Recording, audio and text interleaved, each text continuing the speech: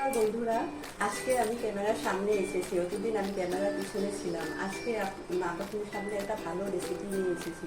আর অতদিন আমার রেসিপিগুলো আপনারা সবাই দেখেছেন, আমার ভীষণ ভালো লেগেছে। সেই জন্য আজকে আমি ক্যামেরার সামনে এসেছি। কী বানাচ্ছি আপনারা দেখুন। বানাচ্ছি মিষ্টি কুমড়া দিয়ে পাঁঠার মাংস। তো আমি কী কী নিয়ে নিয়েছি আপনারা দেখুন। পেঁয়াজ নিয়ে নিয়েছি, আদা নিয়ে নিয়েছি, রসুন নিয়ে নিয়েছি, ফোড়নের জন্য তেজপাতা নিয়ে নিয়েছি, আর আপনি গরম মশলা নিয়ে নিয়েছি, আর কাঁচা লঙ্কা। এখন আদা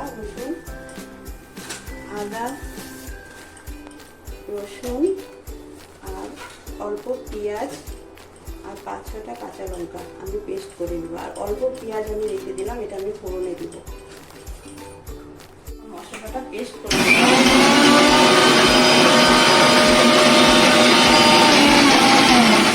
এখন পেস্ট করে নিয়েছি, একসাথে করে নিয়ে আমি বানাবো। এখন প্যানটা বসিয়ে দেব।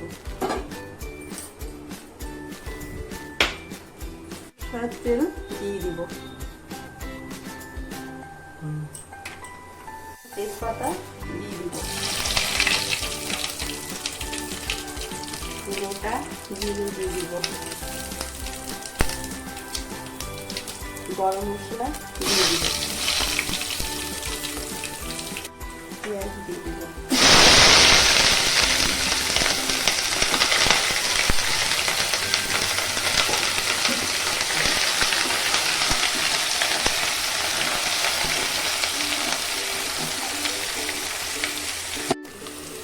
পেঁয়াজটা এখন অল্প লাল লাল হয়ে গেছে। আমি এখন বাটা মশলাটা দিয়ে দিব।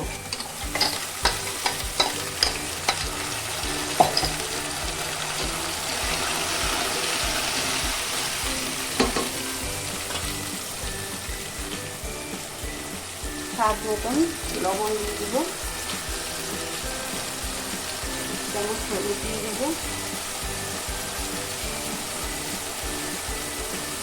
ধনিয়া গুঁড়ো 1 চামচ, জিরে গুঁড়ো 1 চামচ।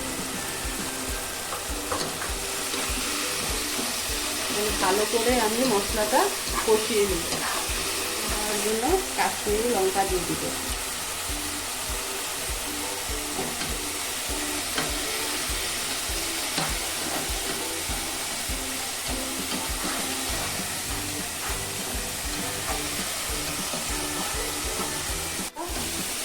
আমার কষানো হয়ে গেছে।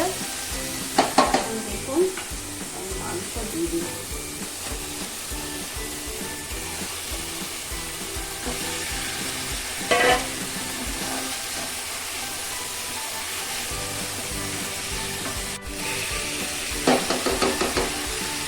মাংসটা অল্প ভিজে দিব জল ওঠার জন্য। মাংস থেকে বেশ ভালো জল উঠেছে। এখন এই জলটা পুরো শুকিয়ে গেলে কষানো হয়ে যাবে।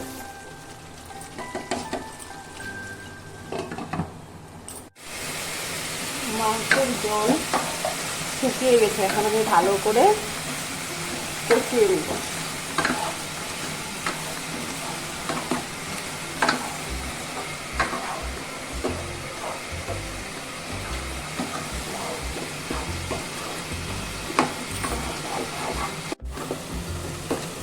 মাংস আমার কষানো হয়ে গেছে। এখন আমি মিষ্টি কুমড়াটা দিয়ে দিব।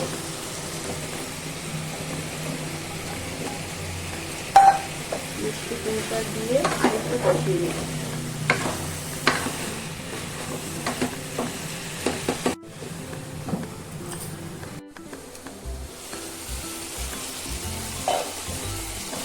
এখন আমার মিষ্টি কুমড়া দিয়ে কষানো হয়ে গেছে।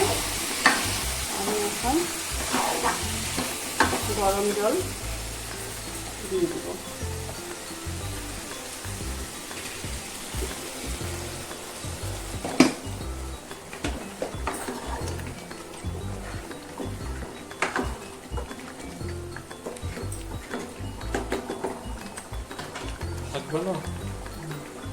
সিদ্ধ হওয়ার জন্য ঢেকে দিলাম।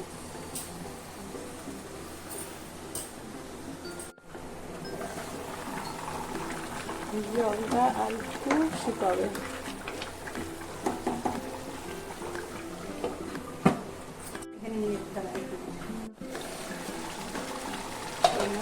মাংসটা হয়ে গেছে, এখন আমি গরম মশলা দিয়ে দেবো।